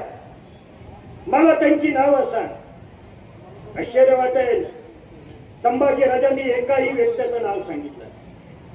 मग औरंगजेबाने छळ सुरू केला. दुसरी मागणी केली, मराठ्यांचा खजिना कुठे आहे? संभाजीराजांनी ते सांगितलं नाही. आणखी छळ सुरू झाला. तिसरी मागणी केली की मराठे मला किल्ले देत नाही, महिने मला लढावं लागतं. तू स्वतः छत्रपती स्वामी म्हणून या प्रत्येक किल्लेदारांना तो किल्ला माझ्या ताब्यात देण्याची आज्ञा कर. मी तुला बलिदान देतो. परंतु तेही ऐकलं नाही. आणि एका पाठोपाठ छळ सुरू झालेला आहे. संभाजीराजांचे नख काढली गेली, त्यांचे डोळे काढले गेले, त्यांच्या शरीरावरची कातडी सोडली गेली. परंतु संभाजीराजे शरण आले. शेवटी औरंगजेबाने कंटाळून एकच सांगितलं की तू फक्त माझा धर्म स्वीकार. कारण की त्याला माहिती होतं जर राजाने धर्म स्वीकारला तर राज्याचा धर्म बदलतो, समाजाचा धर्म बदलतो. हा कावेवाना कधीही पूर्ण होणार नव्हता. संभाजीराजांनी सांगितलं की माझ्या जीवामध्ये रक्ताच्या शेवटच्या थेंबापर्यंत मी हिंदू म्हणून राहील. त्यासाठी मला बलिदान द्यावं लागलं तरी भेटलं. आणि त्याचा परिणाम चिडलेल्या औरंगजेबाने संभाजीराजांची अमावस्येच्या दिवशी निर्घुण हत्या केली. त्यांच्या शरीराचे तुकडे टाकून दिले आणि अशी दवंडी दिली की या शरीराला कोणीही अग्निसंस्कार करणार नाही. परंतु त्याला हिंदू धर्म समजला नव्हता. इथली मानसिकता समजली नव्हती. याच वडू गावातल्या पवित्र माणसांनी, मी त्यांना नतमस्तक होतो, मूळचे शिर्के, त्यांना पश्चाताप होत होता काही मंडळींना. आणि त्यांनी कुठलाही भय न बाळगता आणि त्यांनी शंभूराजांच्या शरीराचे अवशेष एकत्र केले आणि याच पवित्र भूमीमध्ये त्याच्यावर अंगी संस्कार केला. संभाजीराजांच्या अस्थी या पवित्र ठिकाणी त्यांनी लपवून ठेवलेल्या होत्या. आणि नंतरच्या काळामध्ये ज्यावेळेस शाहू महाराजांची सुटका झाली आणि मग हा त्यांना वृत्तांत कळाला, स्वतः शाहू महाराज 1715 मध्ये इथं आले आणि त्यांनी आपल्या वडिलांच्या समाधीचं दर्शन घेतलं. इथं समाधी वृंदावन बनलं आणि त्या समाधीच्या व्यवस्थेसाठी त्यांनी इथं व्यवस्था लावून दिली. वासुदेव धर्माधिकारी या एका विद्वान ब्राह्मणाला समाधीची पूजेची जबाबदारी दिली. विद्वान ब्राह्मणाच्या बरोबर भिकाराम गोसावी नावाचे एक संन्यासी होते. त्यांना या समाधीच्या सेवेसाठी पूजेसाठी नेमलेलं आहे. एक ब्राह्मण आणि एक संन्यासी. भिकाराम गोसावी यांची नेमणूक केली या समाधीच्या व्यवस्थेसाठी आणि या दोन्हीही पूजा अर्चा नैवेद्य नंदावी याच्यासाठी इथं गावात जमीन इनाम दिली. आजवर त्या जमिनी चालत होते. पुढच्या काळात या समाधीचा परिसर स्वच्छ ठेवण्यासाठी गोविंद गोपाळ डोगोजी मेघोजी नावाच्या एका व्यक्तीला 44 वर्षानंतर 1733 मध्ये त्यांनी इथं नेमणूक केली. त्यांना ही इनाम दिलेलं होतं. असा हा समाधीचा इतिहास आहे. बाबांनो, ही आमच्या हिंदूंच्यासाठी समरभूमी आहे. ही आमच्या हिंदूंच्यासाठी अमरभूमी आहे. आमच्या हिंदूंच्यासाठी ही प्रेरणा भूमी आहे. आमच्यासाठी ही ऊर्जा भूमी आहे. जो हिंदू इथं येऊन नतमस्तक होतो त्याच्या मनामध्ये हिंदुत्वाची जाग येते. माझ्या मनात विश्वास आहे, संभाजीराजांचं हे बलिदान कदापि व्यर्थ जाणार नाही. औरंगजेबाला वाटलं की संभाजीराजांच्या बलिदानाने हा देश, हा स्वराज्य आम्हाला शरण येईल, पण त्याला कळालं नाही संभाजीराजांच्या एकेका रक्ताच्या थेंबातून हजारो संभाजी निर्माण झाले आणि त्यांनी या औरंगजेबाला याच भूमीमध्ये मुठमाती दिली, गाडून टाकली. असा हा ज्वलंत इतिहास आहे. आज त्या इतिहासाचं स्मरण करायचं आहे आणि पुन्हा एकदा आम्हाला प्रतिज्ञा करायची. आम्हाला उद्याचा एक सशक्त हिंदुस्थान, आम्हाला उद्याचा भयमुक्त हिंदुस्थान, आम्हाला उद्याचा दहशतमुक्त हिंदुस्थान निर्माण करायचा आहे. आम्हाला जगामध्ये एक गौरवशाली हिंदुस्थान निर्माण करायचा आहे. जगासाठी वंदनीय असणारा, जगाच्या गुरुस्थानी असणारा हिंदुस्थान निर्माण करायचा आहे. आणि हा निर्माण करण्यासाठी आम्हाला इथं नतमस्तक होऊन मनामध्ये एक प्रतिज्ञा घ्यायची आहे की यापुढचं माझं आयुष्य या धर्मासाठी असेल, या राष्ट्रासाठी असेल, या संस्कृतीसाठी असेल आणि हिंदू समाजाच्या उत्थानासाठी असेल, अशी प्रतिज्ञा करायची आहे.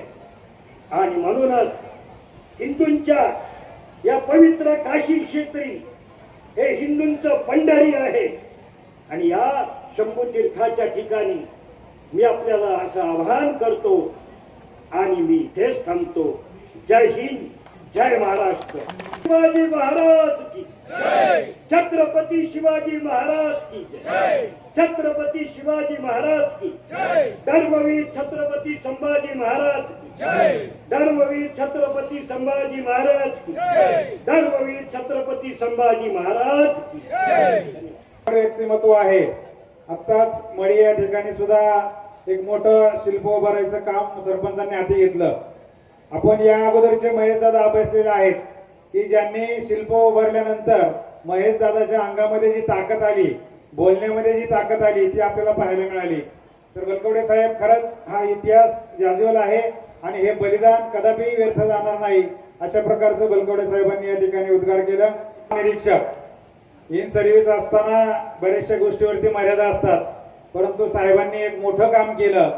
जे संभाजीराजे असतील, शिवाजी महाराज असतील यांच्या काळामध्ये संताजी आणि धनाजी या दोन मावळ्यांनी जे मोठं काम केलं ते मोठं काम पुस्तकाच्या रूपानं या ठिकाणी साहेबांनी या ठिकाणी समाजापुढे आणलं. ते सन्माननीय शेखर पाटील साहेब, निवृत्त पोलीस महानिरीक्षक साहेबांना विनंती करतो की आपण या ठिकाणी शंभू भक्तांच्या या ठिकाणी उपस्थित असलेले सर्व मंचावरील मान्यवर, उपस्थित सर्व शिव आणि शंभू भक्त, सर्व भगिनी, या कार्यक्रमाचे मुख्य आयोजक तसेच संभाजीराजे स्मारकाचे कृती समितीचे अध्यक्ष, सर्व त्यांचे सहकारी, त्यामध्ये सगळ्यात काळा दिवस होता.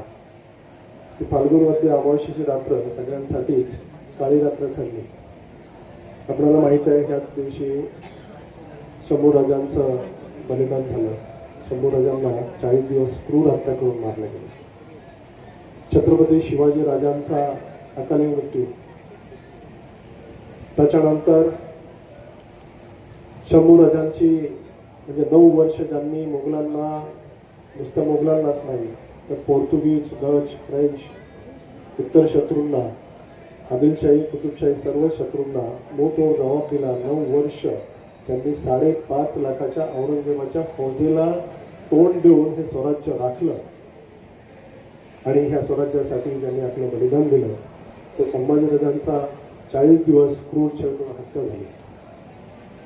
त्यानंतर राजाराम महाराज 18 वर्षाचे युवक होते. ते गादीवर आले असताना 5.5 लाखाची फौज, 89 सेनापती, सेनानी, सरदार, अगदी पश्चिम बंगाल पासून ते अफगाणिस्तान पर्यंत अशा रणमैदान गाजवणारे सर्व सेनापती, खतरनाक, क्रूर आणि सर्वच काही, हे सगळं सोबत असताना तिजोरीमध्ये प्रचंड पैसा, त्याला आम हिंदुस्थानचा बादशाह होता, त्याच्याकडे सगळं काही होतं. आणि एवढंच नाही तर फ्रेंच आणि पोर्तुगीज बनावटीच्या तोफा, लांब आग्र्याचा आणि दिल्लीचा दरबार, त्यातले वजीर असतील, त्याच्यामधले बक्षी असतील, त्यातले अमीर उमराव असतील, ते सर्व घेऊन औरंगजेब आपलं स्वतःचं सिंहासन घेऊन सुद्धा तो कडनं त्यांना पकडण्यात आला. मुकरब खान जो कुतुबशाहीचा सरदार होता, त्या सरदाराने त्याला 21,000ची फौज देऊन पन्हाळ्याला आणि कोल्हापूरला पाठवलं. कपडणतीच्या गावामध्ये संभाजीराजांचा बळी दिला. मित्रो, आपल्याला सगळ्यांना माहिती आहे आज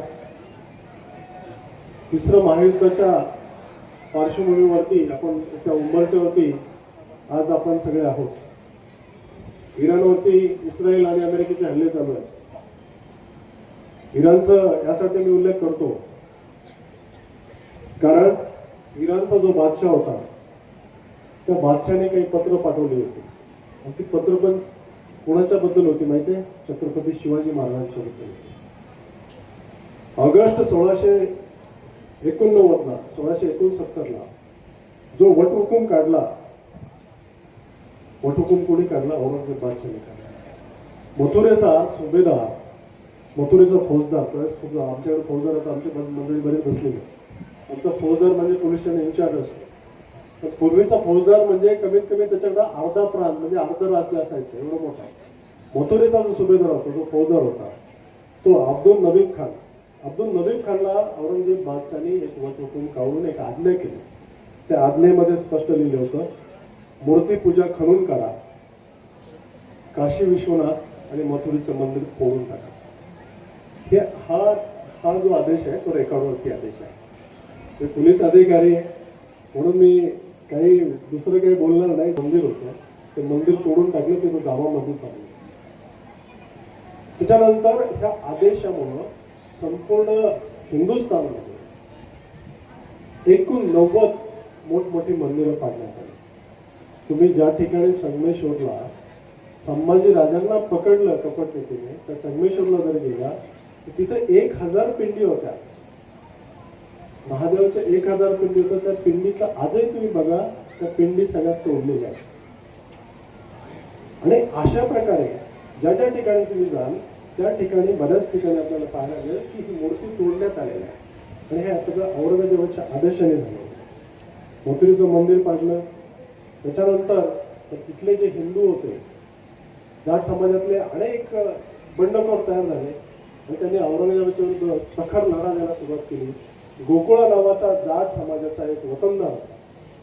त्या गोकुळाने ज्यांनी मथुरेचं मंदिर पाडण्याचा प्रयत्न केला, ज्यांनी काशी विश्वनाथचं मंदिर पाडण्याचा प्रयत्न केला, त्या अब्दुल नबीब खानला बशारा गावामध्ये ठार केलं. म्हणजे हा इतिहास आहे आणि तो रेकॉर्डवरती आहे. पूर्वी कसं होतं, महसूल अधिकारी जे होते तर त्यामध्ये 50% महसूल अधिकारी हे हिंदू होते आणि 50% महसूल अधिकारी हे मुस्लिम होते. त्यांना कानूनगाव म्हणायचं. ह्या हिंदू 50% अधिकाऱ्याला सगळ्यांना त्यांना हटवण्यात आलं आणि सगळे मुस्लिम अधिकारी औरंगाबाद ठेवून त्या ठिकाणी लावले. 10 एप्रिल 1665 जो वोट निघाला तो हिंदुस्थानच्या रयतेसाठी, हिंदूंसाठी अतिशय खतरनाक आणि अतिशय विरोधाचा होता. कारण त्या वटहुकुमामध्ये जिजिया कर औरंगजेबाने लावला. औरंगजेब जिजिया कर का लावला तर 5% कर हा हिंदूंनी द्यायचा आणि जर द्यायचा नसेल तर त्याच्यामध्ये त्यांनी म्हटलं होतं जोपर्यंत अत्यंत नम्रतेने जिजिया कर दिला जात नाही तोपर्यंत मुसलमान धर्माचा स्वीकार न करणाऱ्या काफिरांशी लढा द्या. हा उल्लेख त्यांच्या धर्मग्रंथामध्ये करा. पैसे नव्हते, अनेक लोकांना हा कर देऊ शकले.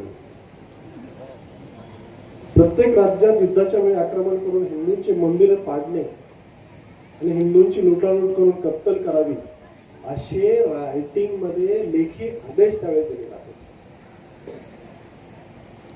म्हणजे जी काही इस्लामिक धर्म संस्कृती आहे त्यातले नवीन विचार, संस्कृती किंवा फॅशन जर निर्माण होत असेल आणि त्याचं मूळ कुठं असेल तर ते इराणमध्ये आहे.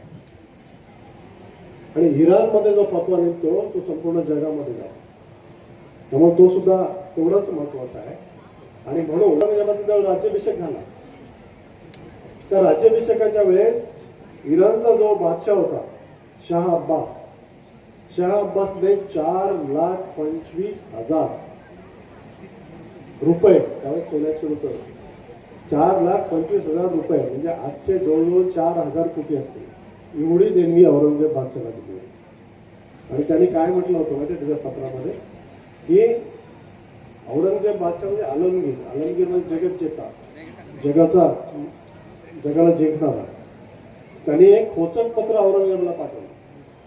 त्या पत्रामध्ये त्यांनी म्हटलं होतं मला असे कळले आहे की भारतातील बादशाह हा दुर्बळ आणि अकार्यक्षम नाही आणि निष्कासन झालेल्यामुळं भारतातील बहुतेक जमीनदारांनी त्याच्याविरुद्ध बंड पुकारले आणि त्यातला सगळ्यात प्रमुख बंडखोर कोण असतो तो शिवाजी आहे. आणि हा शिवाजी ज्यावेळेस मोगलांच्या समोर उभा राहतो त्यावेळेस एखादा पहाडासारखा दिसतो. आणि त्याचं नामकरण करायला जर दुर्बल बादशाह अकार्यक्षम असेल तर मी स्वतः माझ्याकडे भरपूर सैन्य आहे, संख्याबळ आहे, मी स्वतः हिंदुस्थानमध्ये अशा प्रकारचे ते खोचक म्हणजे इराण फौज घेऊन ज्यावेळेस आगमन झालं त्यावेळेस त्यांनी नुसतं एकटाच नाही आला. कुतुबशाही जिंकली होती, कुतुबशाहीचे मुकरब खान वगैरे सगळे सरदार त्यांनी बरोबर घेतले. आदिलशाही जिंकली, आदिलशाहीचे जे फितूर सरदार होते ते बरोबर घेतले होते. एवढंच नाही की अफगाणिस्तानचा राजा पन्नी त्याला सुद्धा बरोबर आणले.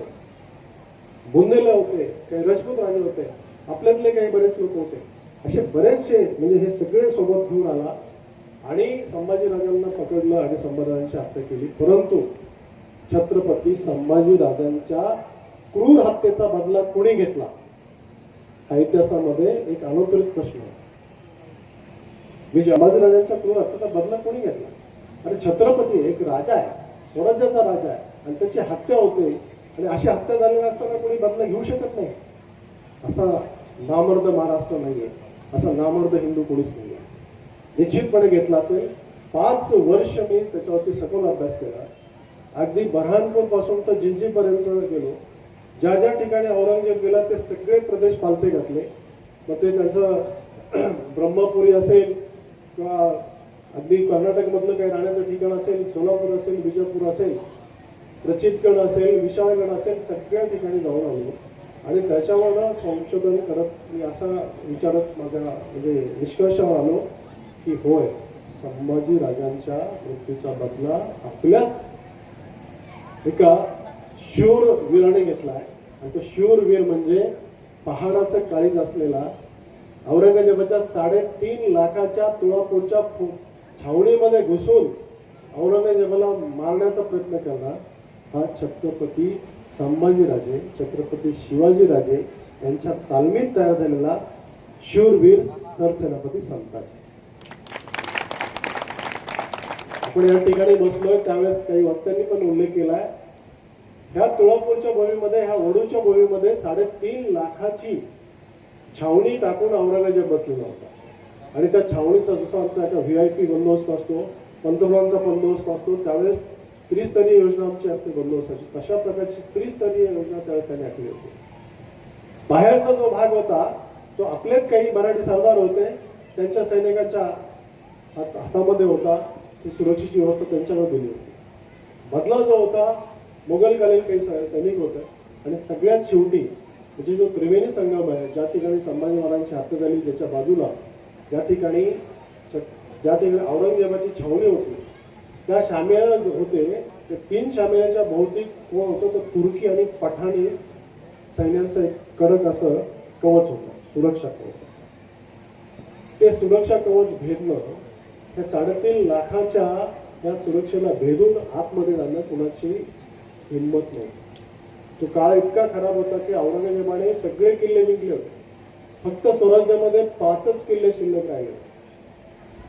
5 किल्ल्यामध्ये रायगड, प्रतापगड, विशाळगड, वासोटा आणि अजिंक्यताड हे 5 किल्ले फक्त शिल्लक राहिले होते. सगळे किल्ले मोगलांनी जिंकले होते.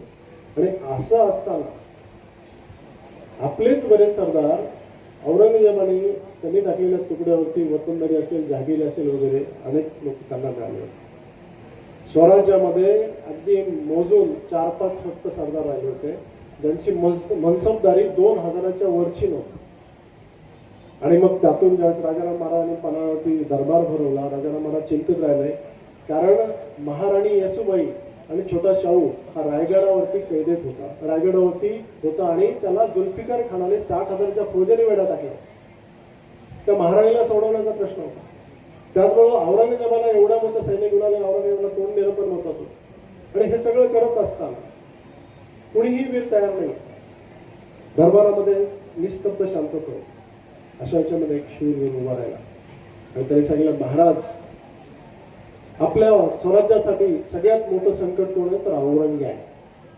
तो औरंग्याच्या जर गंडस्थानावर तुम्ही हल्ला केला आणि त्याला जर ठार केलं, जसं आपल्या थोरल्या महाराजांनी म्हणजे छत्रपती शिवाजीराजाने शाहिस्ते खानाची बोटं कापली ते शाहिस्ते खानाच्या छावणीत खाल्ला, तशा प्रकारचं केलं तर हे स्वराज्याचं ग्रहण सुटेल. सगळे सरदार म्हटले, अरे तू चिलटासारखा म्हणून असेल, एवढ्या मोठ्या यज्ञकुंडात जर उडी घेतली तर तू चिलटासारखं असेल, ज्याची आग आभाळाला लागलेली आहे, अशा ह्या आगीमध्ये तू चिलटासारखा मरण्यासाठी तू हा प्रयत्न करतो का? त्यांनी नाही, संतांनी ठाम निर्धार केला होता. धनाजीने पण अडवलं त्याला, पण तरी सुद्धा नाही ऐकलं. आणि 2000ची फौज फक्त माझ्याकडे द्या, ती स्वतः त्या ठिकाणी 2000 राजाराम महाराज जे होते ते राजाराम महाराजांनी चांगल्या प्रकारे विचार केला की नाही, संताजी म्हणतोय त्याच्या म्हणण्यामध्ये काहीतरी जोश आहे, त्याच्या म्हणण्यामध्ये काहीतरी ताकद आहे, ह्या वीराला आपण सहकार्य केलं पाहिजे, त्या वीराच्या पाठीशी राहिला. 2000ची निवडक फौज संताजीकडे दिली. 10,000ची फौज घेऊन धनाजी हा त्याच्यासोबतच निघाला. व्यूहरचना अशी होती की रणमस्त खान त्यावेळेस अकलूजला होता. अकलूजच्या फौजेवरती, रणमस्त खानाच्या फौजेवरती धनाजीने 10,000च्या फौजेने हल्ला करायचा. मोगलांना वाटेल की अकलूजला हल्ला होतोय आणि 2000ची फौज घेऊन संताजीने वडू तुळापूरला जिथे औरंगजेबाची छावणी आहे त्या छावणीवरती हल्ला करा. युद्धरचना ठरली त्याप्रमाणे शिखर शिंगणापूर महादेवाचं दर्शन घेतलं आणि 2000ची फौज घेऊन संताजी सगळ्या फौजेला त्यांनी शपथ दिली आणि संताजीने सांगितलं की जे मरायला तयार आहेत ते माझ्यासोबत या आणि ज्यांना मृत्यू नको आहे त्यांनी निघून जावं. 2000 मावळ्यांमधला एकही मावळा खाली नसला नाही. सगळ्यांनी जय भवानी शिवाजी केलं. शिखर शिंगणापूर महादेवाचं दर्शन घेऊन पुढे जेजुरीला आले. जेजुरीला खंडोबाचं दर्शन घेतलं आणि पुढे मल्हारगड जो आहे सासवडचा आणि याच्यामधला, त्या मल्हारगडाच्या जंगलामध्ये सगळं सगळं थांबलं. भाद्रपद अमावस्येची रात्र होती. धोधो पाऊस पडत होता. मुसळधार पावसामध्ये अगदी घोड्यांच्या शेपटा पण ओल्या झाल्या होत्या. एवढ्या मुसळधार पावसामध्ये, म्हणजे थंडीने कुडकुडलेले सगळे मावळे, परंतु प्रत्येकाच्या डोळ्यामध्ये द्वेष होता. आमच्या छत्रपती संभाजीराजांची हत्या केली, त्याचा बदला घ्यायचा. आणि प्रत्येकाला वाटायचं की माझ्याच तलवारीने औरंगजेबाला पाहिजे. आणि त्या द्वेषाने तिथून निघाले. मग फुरसोंगी असेल, नंतर लोणीकरण असेल, त्याच्या दक्षिणेकडच्या बाजूने ते सगळं फौज जमा झाली. फौजेची 5 तुकड्यांमध्ये विभागणी केली. संताजी सोबत स्वतः 600 मावळे होते. संताजी बरोबर बहिर्जी होता, सक्का भाऊ. कोकणोबा त्यांचा गुप्तहेर खात्याचा प्रमुख होता. त्यांच्यासोबत जे बाकीचे होते, विठोजी होते, विठोजी चव्हाण होते, मकाजी होते, यांच्यासोबत 200-400 अशी विभागणी सुरू केली. प्रत्येकाला कामं वाटून दिली. ज्या ठिकाणी औरंगजेब राहत होता तिथं 3 मोठमोठे तंबू होते, मोठमोठे शामियाने होते. त्याच्यावरती औरंगजेब बादशाही साम्राज्याचं मानचिन्ह होतं, चांदताऱ्याचे कळस होते. संताजीने 600 मावळे घेतले. अमावस्येच्या रात्रीमध्ये ह्या 3 नद्यांच्या म्हणजे भीमा नदी, इंद्रायणी आणि मळामतीच्या किनाऱ्यावरनं वडूतुळपूरच्या छावणीकडं, तुळापूरच्या छावणीकडे त्यांनी प्रवेश केला. त्यांना अडवलं गेलं आणि त्यांनी सांगितलं की आम्ही इथल्याच मराठी सरदारांचे सैनिक आहोत आणि जाप्त्यासाठी आलोय, छावणीचा जाप्ता करायचा म्हणून आलोय. आणि औरंगजेब बादशाने आम्हाला त्या साईडला बोलवलं. असं करून चकवा देत देत ही फौज जी होती त्यातली 600 मावळे, संताजी, विठोजी, कोकणोबा हे सगळे तुळापूरच्या ज्या ठिकाणी शामिल तिथं पोहोचले. त्या ठिकाणी 1000 तुर्की पठाणांचं कडेकोट बंद होतं. अंधारामध्ये अमावस्येच्या रात्रीमध्ये खणगोर लढाई झाली. त्यांनी सगळे कापून काढले आणि मुख्य दरवाजा उघडला. आतमध्ये प्रवेश करण्यापूर्वी त्या दरवाजाला पण वेगवेगळ्या खटक्या होत्या. कोकणोबा हा अतिशय हुशार असा गुप्तहेर होता, संतांचा मित्र पण गुप्तहेर होता. औरंगजेब बादशाह आज काय खाणार आहे, कबाब खाणार आहे, हड्डी खाणार आहे का बिर्याणी खाणार आहे, हे सुद्धा त्याच्याकडे असायचं. आणि संपूर्ण छावणीचा नकाशा त्याच्याकडे. संतांचं प्लॅनिंग अप्रतिम असायचं. आतमध्ये घुसले, तो खटका उघडला, आतमध्ये गेल्यावरती पहिल्या शामियावरती हल्ला केला आणि पहिल्या शामियामध्ये औरंगजेबावरती दिसणारे 2 माणसं त्याने ठार केले. संताजीला वाटलं, बहिर्जीला वाटलं की औरंगजेब मेला, पण तो औरंगजेब मेला नाही. कोकणोबा पुढे आला, म्हणला नाही दाजी, औरंगजेब मेला नाही. कारण औरंगजेबाच्या गळ्यामध्ये जी पाचूची माळ होती त्याच्यामध्ये जो हिरवा माणिक होता तो माणिक त्याच्या गळ्यामध्ये गेला. हा औरंगजेब नाही, हा औरंगजेब सारखा नसणार त्याने. औरंगजेबाचं वैशिष्ट्य असं होतं, तो अतिशय प्रचंड संशय होता. एका छावणीमधनं, एका शामियानामध्ये जर रात्री झोपला असेल तर सकाळी 3ऱ्या शामियानामधून तो बाहेर पडला. त्यामुळे त्याच्या सैनिकाला पण माहित होतं की औरंगजेब नेमकं कुठे झोपलेला. अशा परिस्थितीमध्ये 2ऱ्या शामियानावर हल्ला केला. त्या ठिकाणी कापाकापी झाली, त्याचे जे खोजे बिजे मारले गेले आणि 3ऱ्या शामियानावरती पुन्हा हल्ला केला. औरंगजेब अक्षरशः एखाद्या भागूबाई सारखा काळं वस्त्र वरती टाकून बेगमांच्या महालामध्ये, बेगमांच्या पाठीमध्ये लपला. बहिर्जीने सांगितलं, संताजी नाही, आता कुणाचाही मुलायजा ठेवायचा नाही. जे मध्ये येतील बेगमा आले तर त्यांना पण कापून काढायचं ना आतमध्ये. परंतु त्या ठिकाणीच महाराजांची शिकवण आली की महाराजांची शिकवण सगळ्यांना आठवली. संताजी म्हणला नाही, आपण त्या कच्च्या दिल्याच्या नाही. परिस्थितीवरती हल्ला करण्याच्या नामर्दपणा आपल्यात नाही.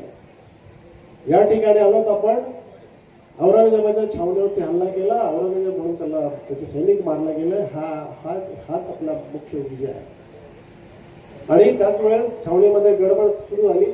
त्यांचे सैन्य जागे होऊ लागलं आणि जागे होत असताना तिथून निघणं फार गरजेचं होतं. संताजी म्हणला तसं जायचं नाही. विजय चिन्ह या ठिकाणी संताजी आला होता तुळापूरला, त्या औरंगजेबाच्या छावणीमध्ये घुसून त्याच्यासारख्या दिसताना ठार केलं, त्याचं सैन्य मारलं. याचा इतिहास झाला पाहिजे. विजय चिन्ह म्हणून शामियानाच्या वरती जे कळस होते, जी राजचिन्ह होती, मानचिन्ह होती मुघल साम्राज्याची, चांदताऱ्याचे कळस, ते शामियाने जमीन दोस्त केले. शामियानाचा व्यास एकेकाचा 1 एकर झाला. ते कळस कापले आणि 2 राजचिन्ह असलेले ते मोगली साम्राज्याचे राजचिन्ह चांदतारेचे कळस घेऊन विजय मुद्रेने संताजी इथून बाहेर पडले आणि नुसताच बाहेर पडला नाही, त्यांनी तिथून अगदी सुरक्षितपणे नंतर सिंहगडावरती गेला. शिदोजी गुजर जे प्रतापराव गुजरांचा मुलगा होता त्यांनी त्यांचं स्वागत केलं आणि येसूबाई ज्या रायगडावरती होत्या, बालशाहू ज्या रायगडावर होता त्या रायगडाला वेढा टाकलेल्या 60,000च्या फौजेच्या आतमध्ये जुल्फिकार खान जो सरसेनापती औरंगजेबाचा होता त्याला सुद्धा अद्दलगडाची म्हणून ह्याच सैन्याला घेऊन कुठल्याही प्रकारचा आराम न करता विश्राम न करता संताजींनी रायगडावरती हल्ला केला, रायगडाच्या वेढ्यावर हल्ला केला आणि जुल्फिकार खानाच्या छावणीवर हल्ला करून त्याचे हजारो लोक मारले. जुल्फिकार वाचला, परंतु त्याचे 5 शाही हत्ती जे औरंगजेबाने बक्षीस दिले होते त्यांना घेतलं आणि पन्हाळगडाला विजय मिळवला. असा संताजी आहे.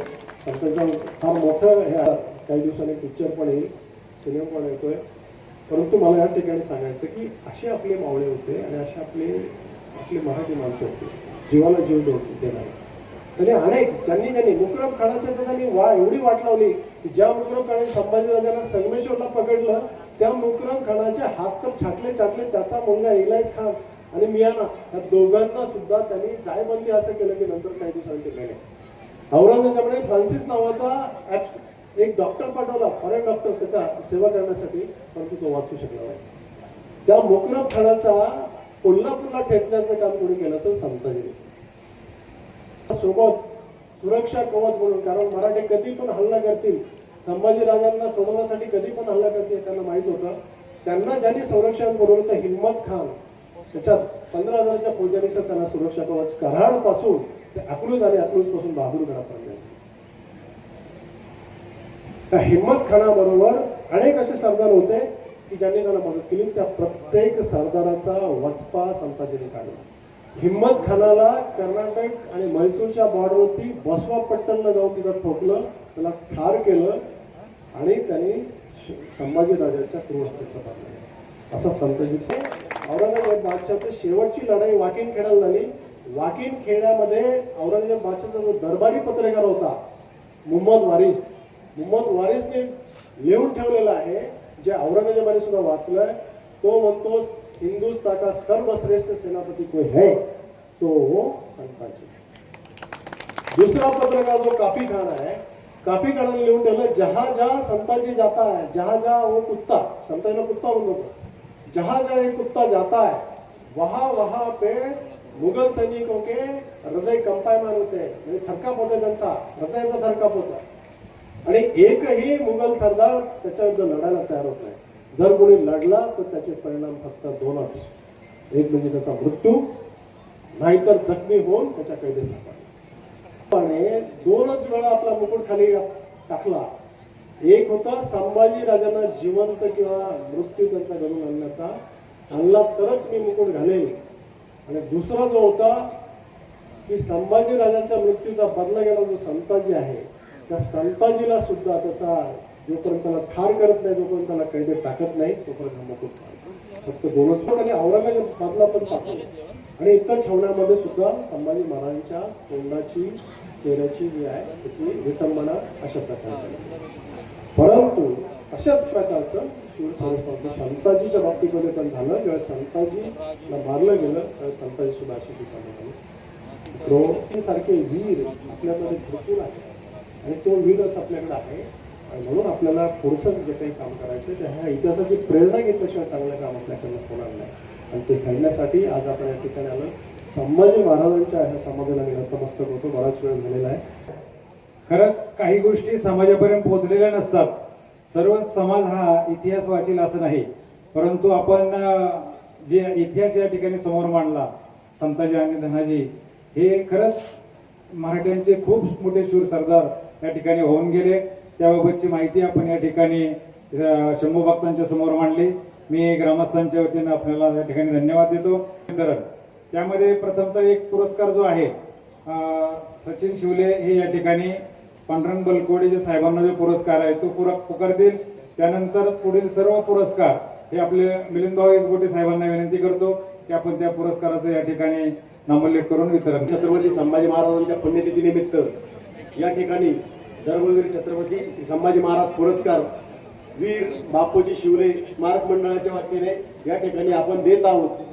11 मार्च 1689 फाल्गुन वद्य अमावस्येला क्रूरकर्मा औरंग्याने धर्मवीर छत्रपती संभाजी महाराज आणि त्यांच्या सहकाऱ्यांची निर्गुण अशी हत्या केली आणि त्यांचे देहाचे तुकडे तुकडे करून इतस्ता विस्कटून टाकले.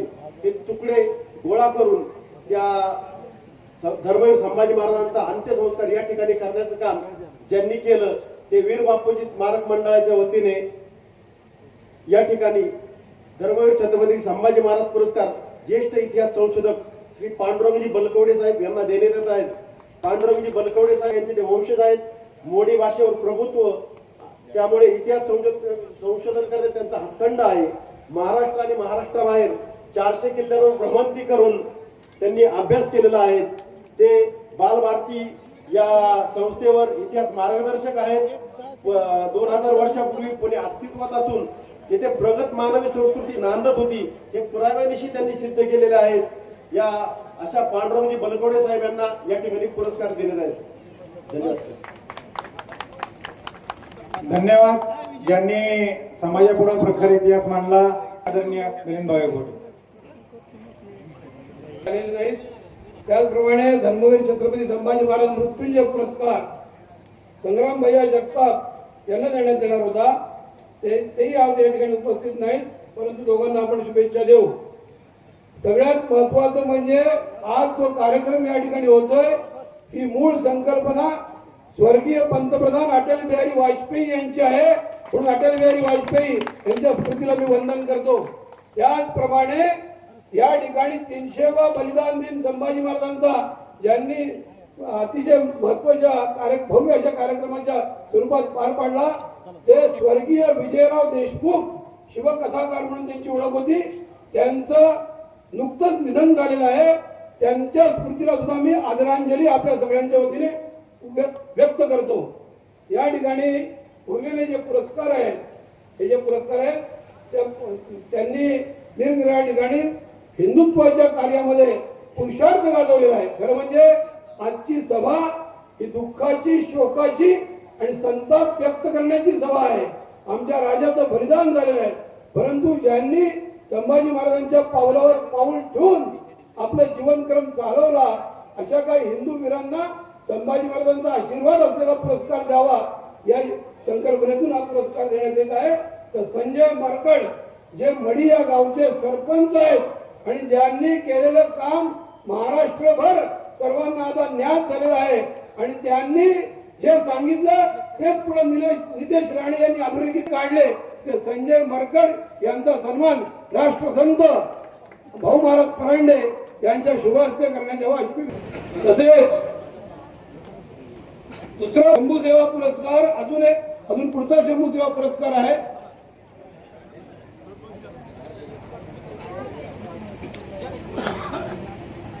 संजीव मरकड यांना कानिपनाथ महाराजांचा आशीर्वाद आहे आणि संभाजी महाराजांचा सुद्धा आशीर्वाद लाभलेला आहे. त्यामुळं वडू ग्रामस्थ त्यांच्यावर प्रेमाचा वर्षाव करत आहेत. त्याबद्दल संजय मरकड हे भाग्यवान आहेत असं म्हणायला काही हरकत. संयुक्त रीतीने आपण देत आहोत.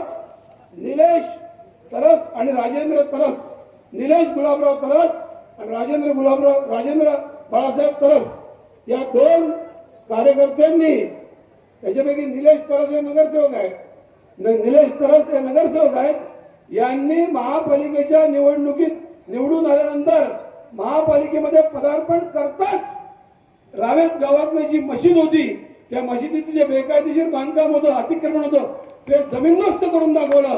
म्हणून त्यांना आपण या ठिकाणी शंभू सेवा पुरस्कार हे तरच यांचं भाग्य आहे असं मी मानतो. श्रीरामपूरचे शिवभक्त सागर भैया भेट या ठिकाणी आलेले आहेत. त्यांचं या ठिकाणी आम्ही स्वागत. ॲडव्होकेट रोहन माळवतकर यांना, रोहन माळवतकर यांचं काम सगळ्यांना माहिती आहे, परंतु लोक त्यांच्या कामाकडे फक्त दुरून बघतात. म्हणजे तुम लढो हम कपडे संभालते आहे, परंतु धर्मवीर संभाजी महाराज स्मृती समिती त्यांच्या या कार्याला सलाम करते. रोहन माळवतकर यांनी कोण त्यांना पुरस्कार द्यावा आणि भाऊ महाराजांनी त्यांना पूर्ण आशीर्वाद द्यावा की रोहन माळवदकर या लढाईमध्ये यशस्वी होतील, या धर्मयुद्धामध्ये त्यांचा विजय होईल. यानंतर शंभुतेज पुरस्कार धर्मवीर युवा मंच ही रसरशीत नुकतेच तालुका पंचायत समितीच्या निवडणुकीत निवडून आले, परंतु त्यांनी निवडून आल्यानंतर धर्मकारणाला महत्व दिलं राजकारणापेक्षा. त्यांना शंभुतेज पुरस्कार या ठिकाणी प्रदान करण्यात येत आहे. अनिल भंडारे, सचिन भंडारे यांच्या शुभ हस्ते भाऊ महाराजांच्या आणि पांडुरंग बलकोटेंच्या उपस्थितीत धर्मवीर संभाजी महाराज स्मृती समितीचे कार्याध्यक्ष लक्ष्मण भंडारे यांच्या उपस्थितीत हा पुरस्कार त्यांना देण्यात येत आहे. या सर्व मंडळींनी हिंदू धर्मासाठी पुरुषार्थ घालून संभाजी महाराजांचा आदर्श, संभाजी महाराज की समितीचे अध्यक्ष सोमनाथ भंडारे यांना निवृत्त पोलीस महानिरीक्षक शेखर पाटील हे संताजी घोरपडेंच्या सर्जिकल स्ट्राईकचं पुस्तक देत आहेत. त्याचा त्यांनी सोमनाथ भंडारे सखोल वाचतील आणि त्यानंतर त्याचा या संताजी घोरपडेंच्या कार्याचा प्रचार सर्वत्र होईल. धर्मवीर संभाजी महाराज स्मृती समितीने त्यांना संभाजी महाराजांची प्रतिमा देऊन त्यांचं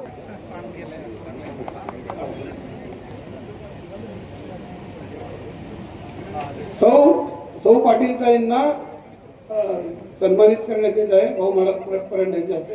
त्याचप्रमाणे शेखर पाटील यांना, आदरणीय शेखर पाटील साहेब यांना ग्रामपंचायतीच्या वतीने एक सन्मान चिन्ह देण्यात येत आहे. आणि त्या या ठिकाणी धर्मवीर संभाजी महाराज स्मृती समितीच्या कार्यकर्त्यांनी एक स्पॉट डिसिजन घेतलेला आहे की आदरणीय शेखर पाटील यांनी इतकं मोठं काम केलेलं आहे, त्या पुस्तकाच्या रूपाने सगळा इतिहास लोकांच्या समोर मांडून एक जागू सेवा पुरस्कार या ठिकाणी देण्यात येत आहे. आणि पूजनीय भाऊ महाराज परांडे यांनी शेखर पाटील यांना तो पुरस्कार द्यावा की हिंदू राष्ट्र शिवाजी महाराज आणि संभाजी महाराज हेच माझ्या जीवनातलं महत्वाचं कार्य आहे. त्याबद्दल सर्वांनी त्यांना मनपूर्वक अभिनंदन केलं. नरसिंह संभाजीची प्रतिमा आणि संभाजी महाराजांचं चरित्राचं पुस्तक देण्यात यावं अशी मी विनंती करतो. आणि ही प्रतिमा पांडुरंग बलकोटे यांच्या शुभ हस्ते देण्यात यावी.